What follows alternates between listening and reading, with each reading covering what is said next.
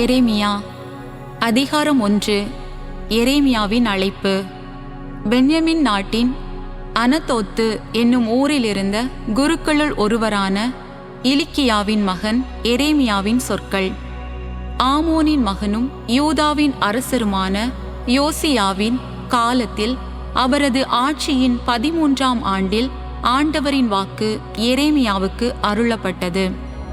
யோசியாவின் மகனும் யூதாவின் அரசனுமாகிய யோயாக்கிம் காலத்திலும் யோசியாவின் மகனும் யூதாவின் அரசனுமாகிய செதேக்கியா ஆட்சியேற்ற 11ஆம் ஆண்டின் இறுதி வரையிலும், அதாவது எருசலேம் மக்கள் நாடு கடத்தப்பட்ட ஆண்டின் 5ஆம் மாதம் வரையிலும் ஆண்டவரின் வாக்கு அவருக்கு அருளப்பட்டது.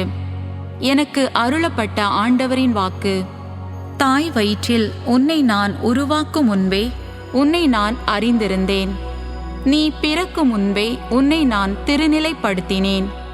மக்களினங்களுக்கு இறைவாக்கினராக உன்னை நான் ஏற்படுத்தினேன். நானோ என் தலைவராகிய ஆண்டவரே, எனக்கு பேசத் தெரியாதே, நான் சிறு பிள்ளைதானே என்று கூறினேன். ஆனால் ஆண்டவர் என்னிடம் கூறியது: சிறு பிள்ளை நான் என நீ சொல்லாதே. யாரிடமெல்லாம் உன்னை அனுப்புகின்றேனோ அவர்களிடமெல்லாம் நீ செல். எவற்றையெல்லாம் சொல்லுமாறு நான் கட்டளை இடுகின்றேனோ அவற்றையெல்லாம் நீ சொல். அவர்கள் முன் அஞ்சாதே, ஏனெனில் உன்னை விடுவிக்க நான் உன்னோடு இருக்கின்றேன் என்கிறார் ஆண்டவர். ஆண்டவர் தம் கையை நீட்டி என் வாயை தொட்டு என்னிடம் கூறியது: இதோ பார், என் சொற்களை உன் வாயில் வைத்துள்ளேன். பிடுங்கவும் தகர்க்கவும் அழிக்கவும் கவிழ்க்கவும் கட்டவும் நடவும் இன்று நான் உன்னை மக்களினங்கள் மேலும் அரசுகள் மேலும் பொறுப்பாளனாக ஏற்படுத்தியுள்ளேன். ஆண்டவரின் வாக்கு எனக்கு அருளப்பட்டது: எரேமியா, நீ காண்பது என்ன என்னும் கேள்வி எழ, வாதுமை மரக்கிளையை காண்கின்றேன் என்றேன் நான். அதற்கு ஆண்டவர் என்னிடம்: நீ கண்டது சரியே, என் வாக்கை செயலாக்க நானும் விழிப்பாயிருப்பேன் என்றார். ஆண்டவரின் வாக்கு 2ஆம் முறையாக எனக்கு அருளப்பட்டது: நீ காண்பது என்ன என்னும் கேள்வி எழ, கொதிக்கும் பானையை காண்கின்றேன், அதன் வாய் வடக்கிலிருந்து சாய்ந்திருக்கின்றது என்றேன் நான்.